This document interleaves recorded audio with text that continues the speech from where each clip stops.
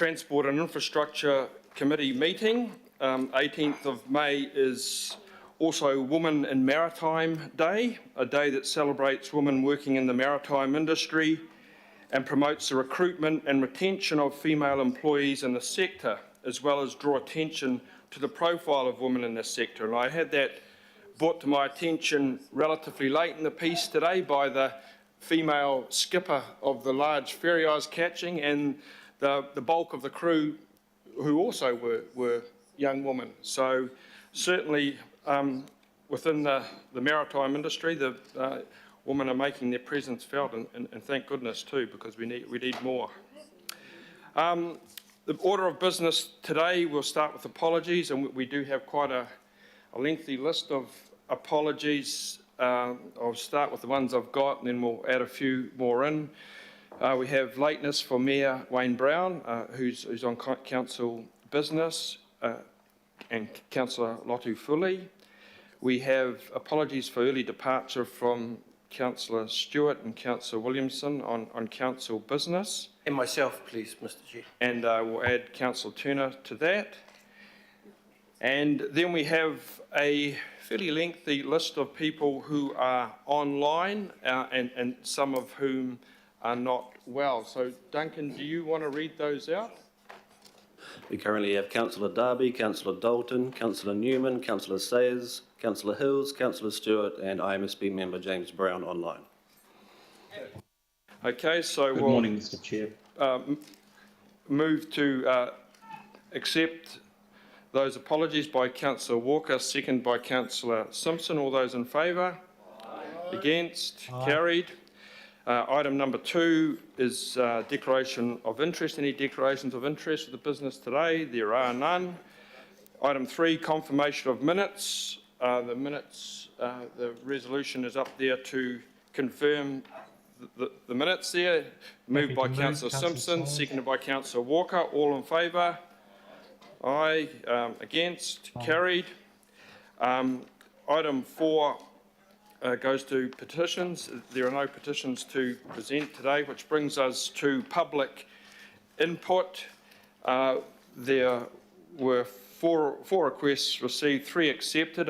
Unfortunately, one was declined on the basis that Standing Order 7.7.4, there'd been a separate public hearings or consultation process and a decision made in respect of that.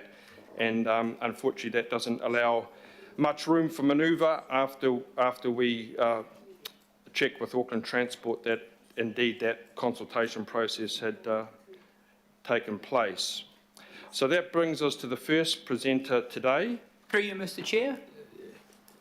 Just in respect of that ruling, without going into particular detail around it, my understanding is that part of the consultation process, a very significant part, has still not taken place, and there are other mitigating factors. I can appreciate that the decision has been made, but I just point out that sometimes there is contrary information that's not always available to yourself or officers. That's all from me. Thank you. Okay, thanks. In this instance, we did seek clarification from Auckland Transport on that matter, but willing to look into that further, Councillor Walker. So, sorry, Mr. Chair. You've accepted a comment here, which I have to say is incorrect, and I think we need to be guided by Auckland Transport, Mr. Chair. And I contend the comment that's just been made by Councillor Walker. Okay. That's exactly what I did say, that we sought clarification, so I don't think we need to prolong that matter any further. So we'll welcome to the front desk Neil Robertson, and Neil, you're talking about the train service to Huapai, and as Neil makes his way up, there is a PowerPoint accompanying this, and if councillors are having difficulty online reading at a Nexus, we did arrange for copies to be emailed through that will make it easier to read if you want to look at your emails. Welcome, Neil. The floor is yours. We look forward to your presentation. The press the talk button and away you go.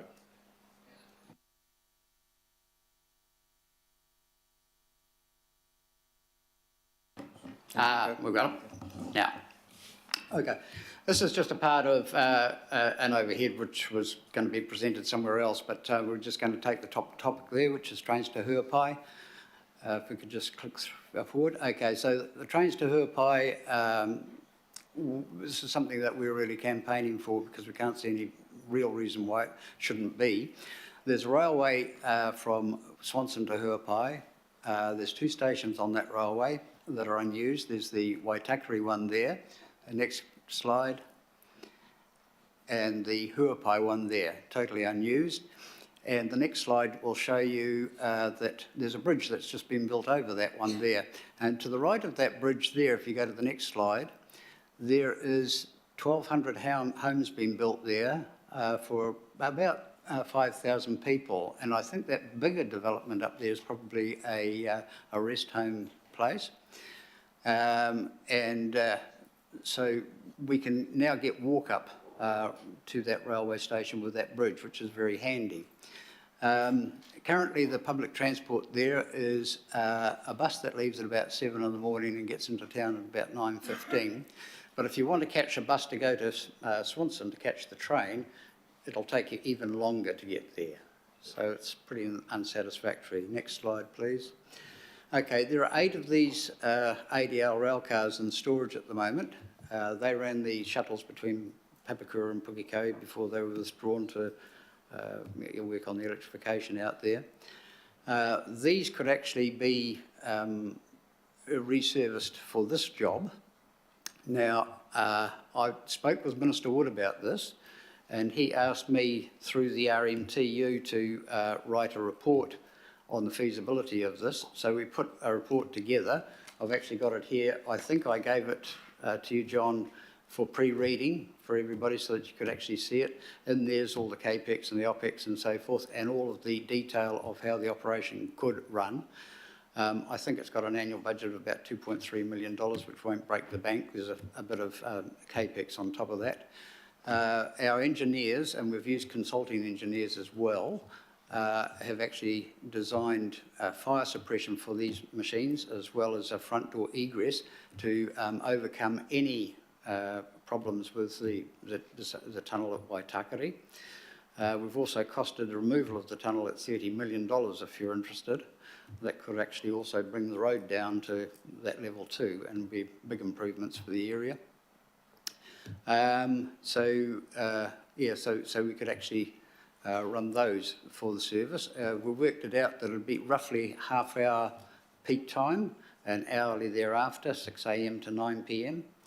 And that would be a fairly good service. Next slide, please. And we would actually do the swap like that at Swanson. Next slide, please. Now, that's the road that comes out of Huapai. It's a 2-lane road.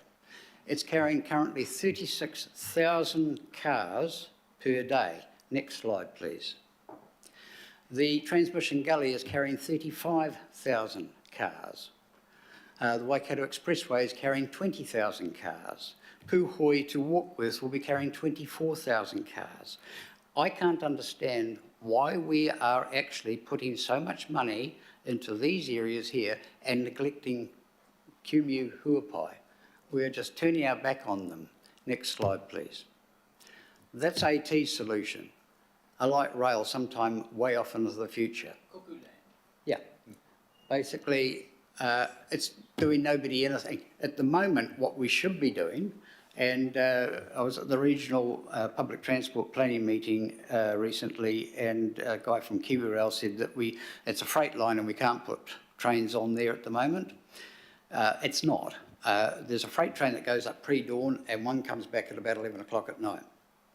So this is the perfect time, and it's not going to change for 3 years at least, 3 to 5 years before that timetable increases.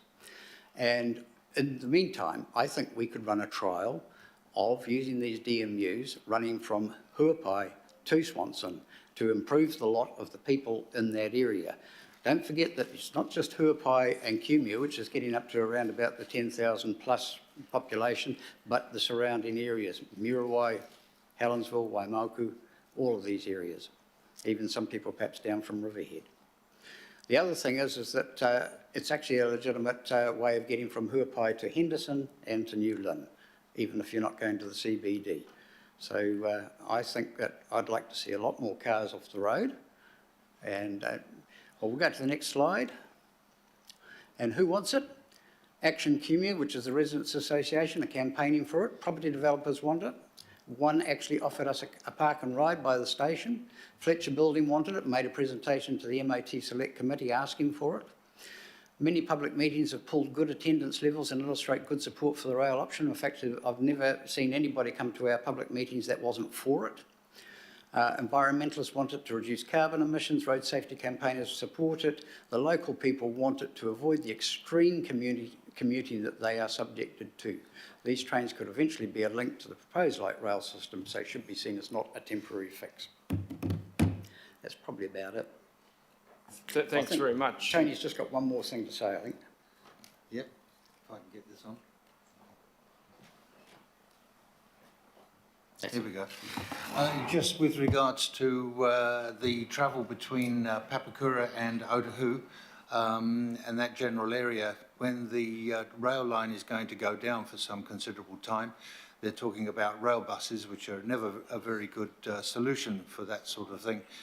When you consider that the stations along that line are some of the heaviest used stations on the rail network in Auckland, and I think that we need to be looking for another solution, whether it's running a single line of, even if it's diesel, but single line transport through from Papakura to Otahu during the period that they're doing the reconstruction down there. Thanks very much, Tony, for adding that in. We've got a few questions here, folks. We'll try to give as many, but we obviously can't have everyone have a shot unless people keep it very succinct. So the first councillors up are Councillor Baker and Councillor Turner. Thanks, Chair. Thanks, guys. Just in regards to have you had with your discussions with the Minister, have you had a discussion in regards to the hybrid trains? And so it's something that David Warburton, as the Chair of, or CEO of Good Transport, did a few years ago. And I note that on the 29th of April, it was announced that they are looking at hybrid trains in Wellington with 90%, according to the media, funding from government. I don't know whether they'd fit through the tunnel, but would also be a pretty good cross-regional thing. Have you spoken to the Minister? I have, but I'd be interested to see whether you have. I haven't actually subsequently, but we did, this council actually put in a request a few years back for something like that for this service. It was turned down by Waka Kotahi, and last time I was here, we all agreed that we would all talk to the Minister. I have been talking to the Minister since about that. Rather than going for the hybrid, he liked this idea. So that's what we went for. So, well, this is what he asked for. He asked for this as a feasibility. But I agree. I think, you know, it would be quite nice if we could actually order some on the back of that. It would be good. Ken? Sorry, thank you. Thank you very much. I'm really supportive of this, and it's important for the Waitakere, Henderson, Massey, New Lynn area as well. You know, down that motorway and stuff. I'd written some things down just as you were talking, like the cost of removing the tunnel compared to the cost of widening. Is it? Yeah. Okay. About $100 million to bring it up to world standard. To widen it. Yeah. And only 30 million to remove it. Keep it. Okay. Double tracking. I know this is a test you're talking about and stuff, but the single line is the root problem, is it not? Sort of. There is crossing loop at Waitakere, and we've actually worked out a timetable that would actually give us the equivalent of. It'd be slightly uneven. It wouldn't be bang on every half an hour. It would be probably 25 minutes and then 35-minute changes and so forth. And it would be based on the fact that in peak hour, all the passengers would be going that way, and there wouldn't be any ability to get off at Waitakere. To solve that problem, we'd have to put a crossover point in the middle and extend the extend the platform, it would be quite simple to do that. And that would actually solve that problem. We've actually costed it to actually go all the way from Swanson to Huapai electrified and double track. That's $200 million. So this is, I've got lots of other questions. Could you please just make sure we contact with each other so that, Sure. thank you. Yeah. Okay, so, Councillor Henderson, Councillor Fletcher. Thank you, Chair. Just a quick question. So I'm noticing your priority campaigns. Why wasn't it a priority, in the opinion of your organisation, to look at the State Highway 16, which has a catchment population of well over 100,000 people in Te Atatu, Massey, etc.?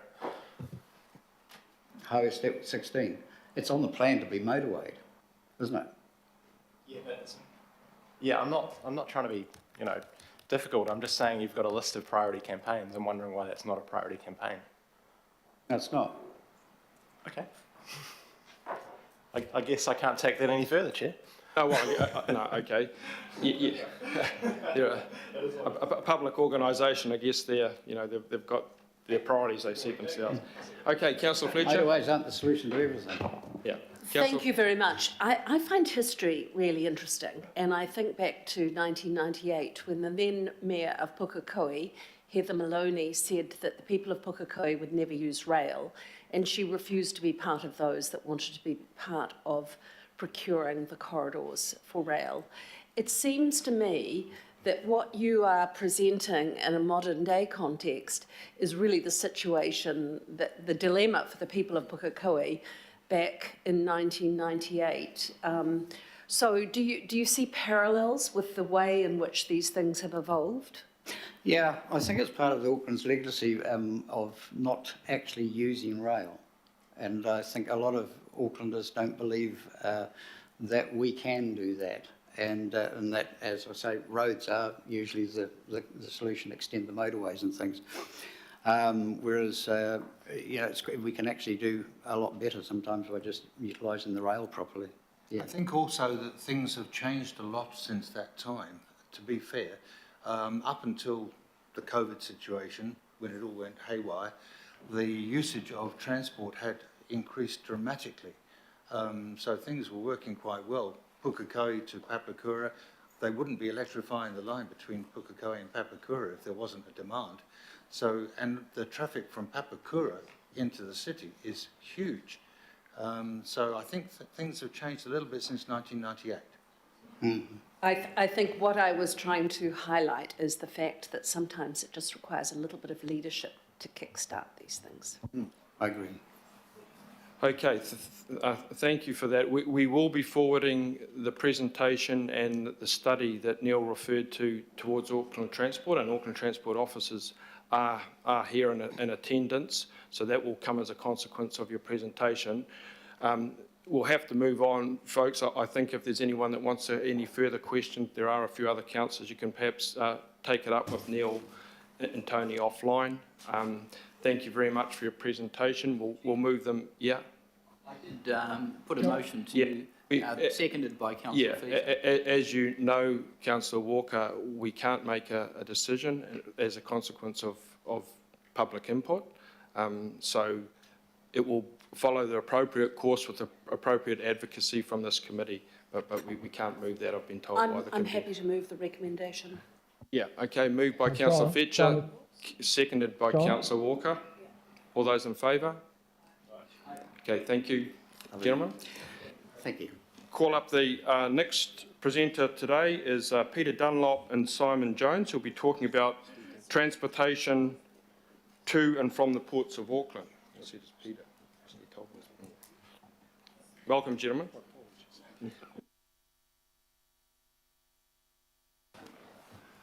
Hi, my name's Peter Dunlop, and next to me is Simon Jones. The headline is as on the screen. I have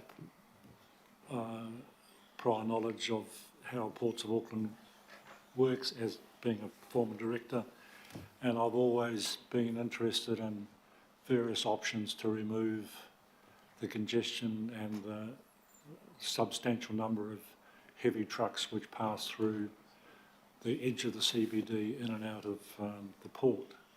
The easiest part of running a port is taking the cargo on and off ships. The most difficult part is distributing it and receiving it into the port. Okay, thank you, Peter. And look, in terms of this proposal, just a very brief summary of the parties behind this proposal. As I said, Peter is a former Director of Ports of Auckland. I'm a former CE of SeaLink, the red car ferry operators. And as I said, we also have an Australian team who are behind this proposal as well.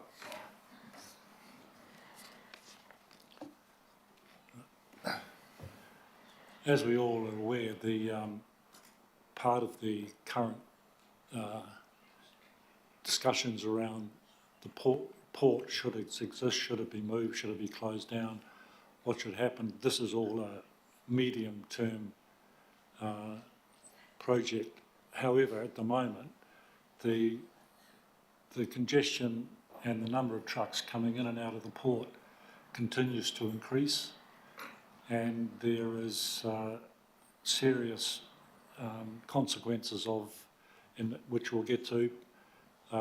However, we're of the belief that there's a relatively simple way to remove the vast majority of these trucks directly in and out of the port, is by operating a shuttle feeder service from the port through the Tamaki River to a transfer facility at Highbrook, very close to the Southern Motorway.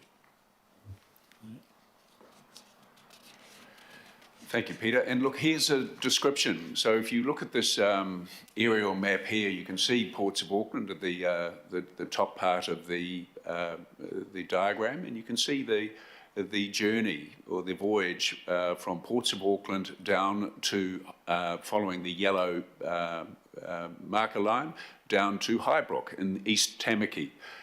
80% of container traffic, freight volumes that come into Ports of Auckland go south. They go to East Tamaki. So this is about using the sea as opposed to congesting inner city arterial, strategically important and congested roads. A quick calculation on what happens is you've got one of these container barges, which is purpose-built, and I should mention they'll be electric, so not diesel, would replace approximately 60 large container trucks per voyage. So 60 trucks into the port and 60 trucks out. There's 120 fewer truck movements through the fringes of the CBD per voyage of a vessel, which can operate 24/7, and possibly we think possibly 4 voyages a day. So multiply 4 by 120, you're up to, over 600 roughly. So that's what we're looking at in terms of 4 containers. Just a quick touch on what we see as being some key proposal benefits. Obviously, congestion estimated to cost Auckland $1.3 billion per annum. A huge contributor to that are slow-moving heavy trucks, reducing emissions. Even at a diesel level, the electric-powered barges are 4% of the emissions that would otherwise be focused on trucks. Reducing road deaths, serious injuries. Trucks and cars are what causes the most serious injuries. Defers need for huge investment in upgrading interior approach roads to the CBD Auckland, Spaghetti Junction. There are billions of dollars set aside potentially to accommodate increased traffic volumes.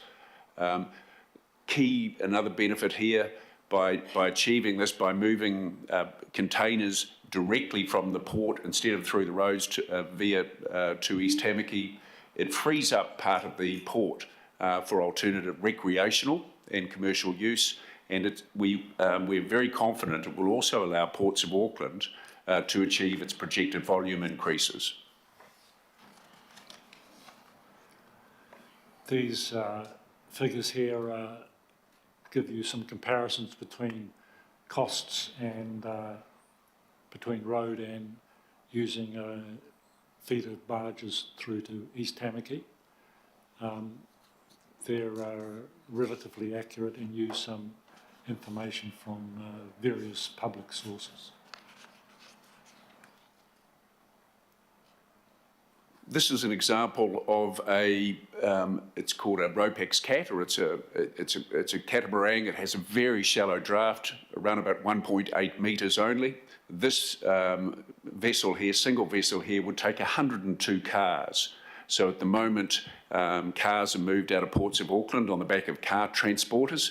We're simply saying those car transporters can stay within the port and drive directly onto this barge and this catamaran and drive directly out of this barge. It's a drive straight through vessel, but 102 cars instead of the alternative, which is thousands of truck movements through a week, gridlocking into up Stanley Street into Spaghetti Junction. These figures are from some information obtained from Ports of Auckland. The Auckland is primarily an import port. The exports are mainly on the smaller Pacific Island trades. The imports quite often come into Auckland and then are distributed from Auckland warehouses further south. So our estimate, based on the information, is that there are just under 900,000 container truck movements per year in and out of Ports of Auckland, main terminal down at Ferguson. The expected growth of the port is approximately 5% per year. So we're talking in 30 years' time, that being in the region of 1.6 million truck movements in and out of the port. The current imported car volumes are approximately 250,000 cars. The information we have, the average is 4 cars per truck, which equates to roughly 100,000 truck movements in and out of the port per year. And as we've said, 80% of these movements go south. As an example, the two major vehicle logistics companies both have their terminals based in Highbrook and Manurewa. So they've got to take everything from the port down to exactly very close to Highbrook. There's also a significant volume of bulk which comes into Auckland currently, roughly 1 million tonnes, which is 80,000 truck movements. We've not really put that in the presentation because Winston Wallboards are moving their production to Tauranga in the next 6 months, and one would hope that the large volume of coal going into Huntly from Indonesia will reduce, and we understand that the target for it to disappear is approximately 2025. Could you, don't mean to press you, but could you round up your presentation now, gentlemen, please? Yeah. Move it on. Just go back one.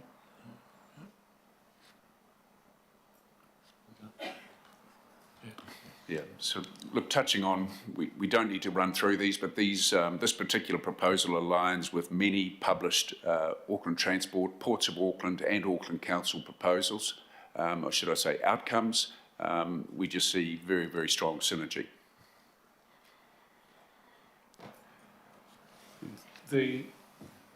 there's no real reason why this can't be progressed relatively quickly.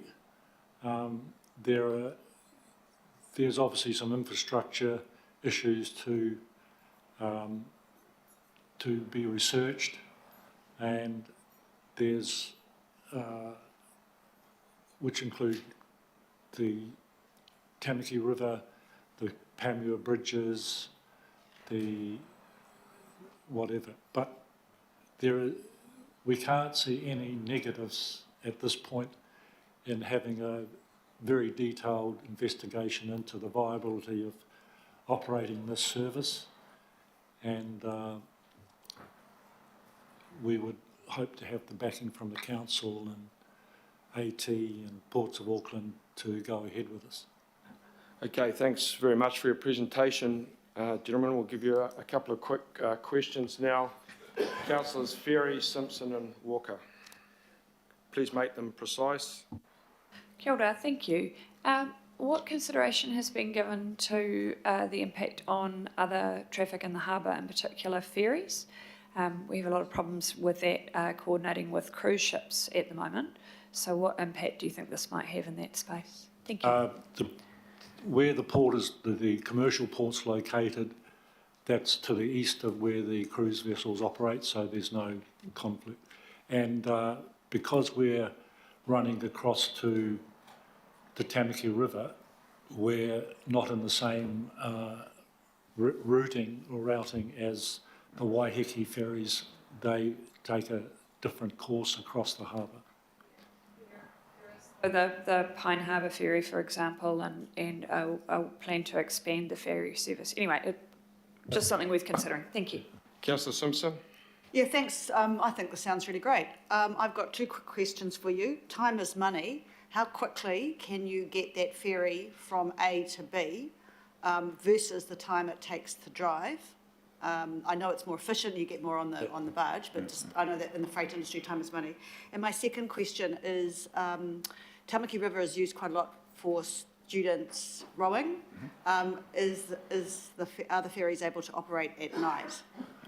Yeah, the voyage time each way we think would be, depending on speed restrictions, would be approximately 1.5 hours, 1.15, 1:30. And obviously in the Tamaki River there is a speed restriction, and secondly that the vessels we're proposing are built to minimise wake. So obviously at a slower speed and with a good hull form, then wake coming off the vessels would be minimal with recreational vessels or rowing vessels or kayakers or whatever. Okay, thanks, Councillor Simpson. Councillor Walker. Are there other ports that have a facility like this? Sorry? Are there other ports that have a facility like this? Correct. Yes, there are. Okay, thank you. This will be getting referred, like the last item, to Auckland Transport and the ports.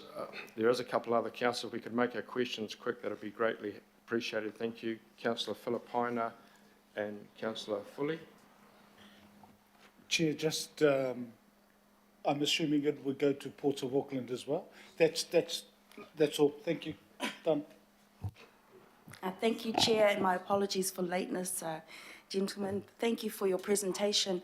I was just wondering, because when I was on the Otara Papatoetoe local board, we were presented with something very similar that was supported by the previous mayor, Phil Goff, and it had been worked through somewhat by staff. So I'm wondering if this is the same project or is this a different project to that one? No, it's not the same project, because my understanding, and I could be wrong here, is that the vehicle companies, the auto logistics and car carrying companies, they had a rudimentary proposal sort of in play where they were looking to use barges just to move cars to East Tamaki Highbrook, which is where their facilities are.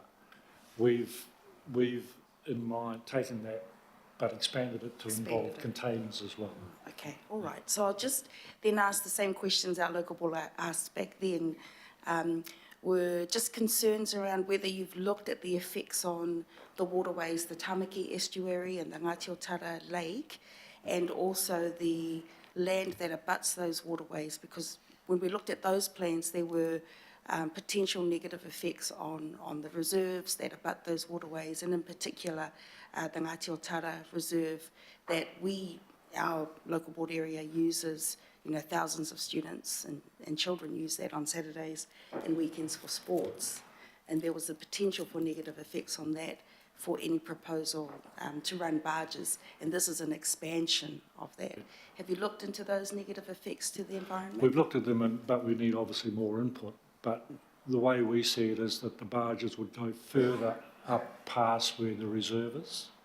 And there may be some dredging required so that we could actually use some of the dredging material to expand the footprint, to enable it to come out into the top end of the Tamaki River.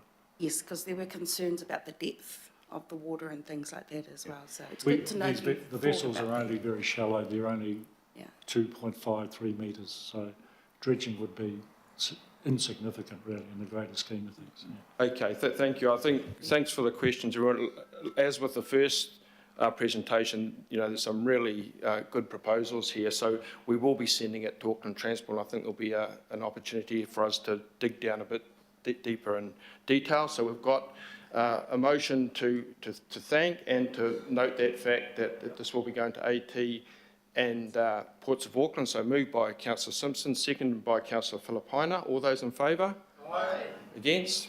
Okay, thank you very much, gentlemen. Thank you. Our final presenter in public input today is Liam Venter, and as Liam makes his way to the front desk, Liam will be talking about selecting the right mass transport system for Auckland. Welcome, Liam. You've got 5 minutes. Is there a PowerPoint accompanying this one? No. So Liam will just be speaking to it. You're familiar with the apparatus there, Liam. Welcome, and away you go. Okay. It's been quipped that I want to talk about the Auckland Light Rail project and the alternatives. It's been quipped that the Auckland Light Rail project is the project that Aucklanders don't want and the rest of the country doesn't want to pay for. Why should Auckland councillors be scrutinising this project now? The government's paying for it, after all. If Auckland Council are going to be unwilling participants in this project, you don't want to be unwitting too. Auckland ratepayers are taxpayers as well, so we contribute to all of the costs. We have congestion stifling Auckland's productivity that we must address. Distractions are not a good idea. There are real and significant costs that Auckland Council will need to find funding to meet for the project. Whether Auckland Council likes it or not, you and your CCOs, especially Auckland Transport and Panuku, will soon be wading knee-deep in this project at some considerable financial cost to the Council and ratepayers. The project will consume masses of Auckland Council resources, finances and focus. This is the largest infrastructure project ever attempted in New Zealand, by some margin. You won't be able to form even a thought without the Auckland Light Rail project in it. How much has the Auckland Council budgeted for this?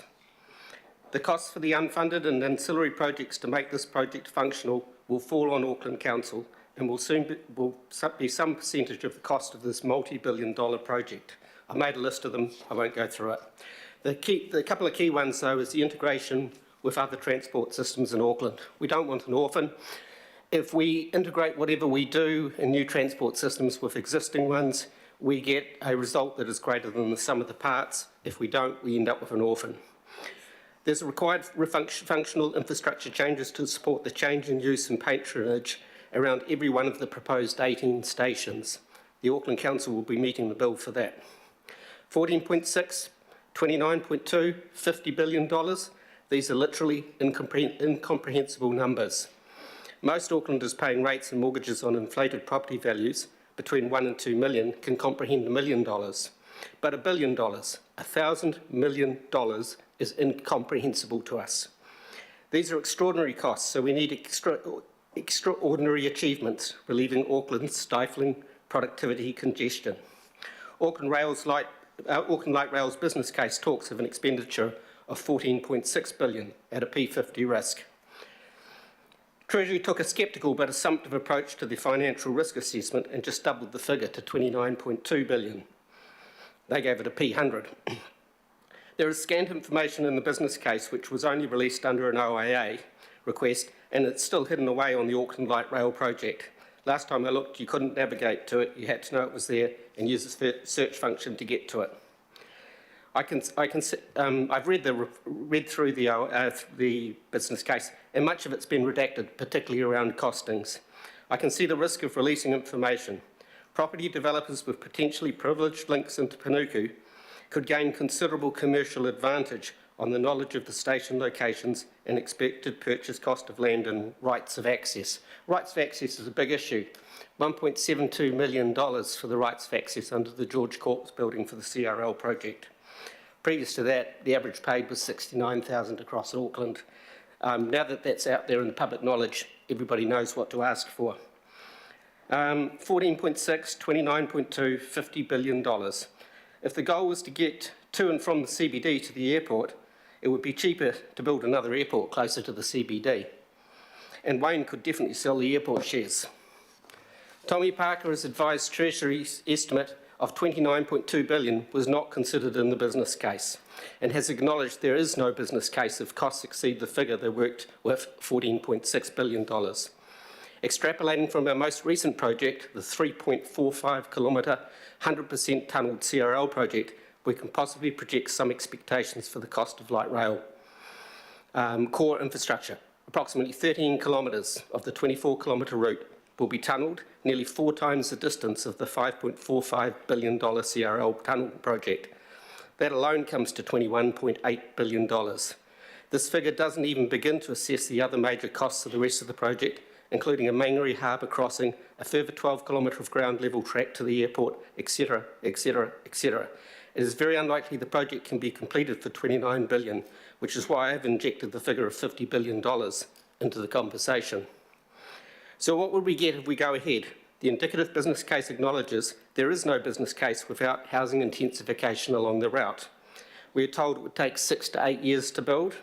We get a single route servicing an as yet unestablished demographic. In 6 to 8 years, it will provide no relief to our existing productivity, stifling congestion, or any of our existing demographics. We get a complete distraction and loss of focus on what we need to be doing now. No one would argue that our Northern Busway has been a huge success.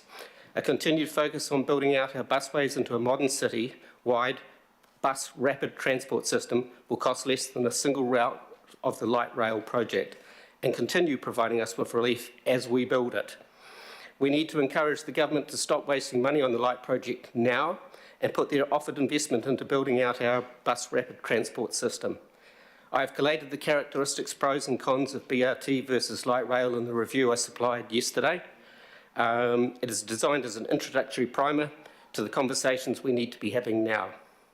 Because my engineering qualifications, infrastructure design and provisioning experience are in an unrelated field, I have not attempted any engineering analysis in my review of options. Unfortunately, I collated and typed up the notes that I think have been disseminated and that I put together over the last few months, but I was collating them yesterday with a broken finger due to my own personal transport choices. And so it was a bit of a rush to get it for the presentation, but I do have an updated version of that if anyone wants to see it. But there's quite a bit of detail in it, and it would be a great primer for anyone wanting to know what are the pros and cons of each solution for Auckland. Thank you. Thank you very much for your presentation, Liam. Do we have some questions for Liam? Yes, Councillor Walker. How do you see Auckland Light Rail will integrate with other transport systems? It's a good question. I think I briefly mentioned that if we integrate whatever we do with the rest of the system, we get something that's greater than the sum of the parts. We have a problem with Auckland Light Rail. Currently, it's projected to be to have its final terminal at Wynyard Quarter, which is miles away from our other transport hubs. We need an interchange points between our existing CRL project our ferry service, our future harbour crossing and things. We don't know what the future harbour crossing will be at this point, so we don't know where light rail should go at this point, so we don't even know what it's going to cost because we don't know where it's going. I would suggest that we have the Britomart parking building downtown that we're considering selling, and it would be premature to do that. It's beautifully located close to the Central Rail project, and no matter what, whether we went light rail or whether we went with building out our bus rapid transport network, that would make a great hub and interchange point because it's got walkways going across roads directly to the current downtown train station. So we need somewhere central for an interchange point, otherwise we can't integrate the system. So if we don't use the Britomart, what are we going to use? Where are we going to have this? Where are we going to put the hub where we interchange? So for integration, we need to be thinking a little bit further ahead. Thank you. Councillor Lee? Question really is to Mr. Ventnor. What do you wish this council, this committee, how do you wish this council, this committee to respond to your presentation? Good question. I think it's really important that we don't get distracted by a project that's probably going to have the plug pulled on it anyway. I think everyone's realised the Emperor's not wearing any clothes already, and I'm probably talking to the converted. But we need to get the government to stop. The council needs to talk to the government in the strongest possible terms and tell them what Aucklanders need, and encourage them to put their offer of investment into the areas that we need rather than perhaps a boondoggle. Thank you. I just make the point, previous to public input items were referred on to Auckland Transport, and the chairman rightly ruled that matters subject to public presentation may not be debated. However, apart from shuttling them on to AT, we can ask our own chief executive to investigate matters raised. And I think if you look at the terms of reference of this committee, the matters raised, all of them, come under the ambit of Auckland Council, not just us as a sort of a retailer or front shop for AT, but as a strategic body in its own right. And so under the standing order, we may refer these items to the Chief Executive for investigation, and that would really mean our own transport strategy people to have a look at and consider. Thank you. So Councillor Lee, of course, you're quite at liberty to move that very point in terms of the recommendations here. We've got to refer the presentation to Auckland Transport and the Auckland Council Transport Strategy Team. I think so. Otherwise, they may as well cut out the middleman and go down the road and talk to the AT board. All right. So we'll refer the presentation to Auckland Transport and the Auckland Transport Strategy Unit for consideration.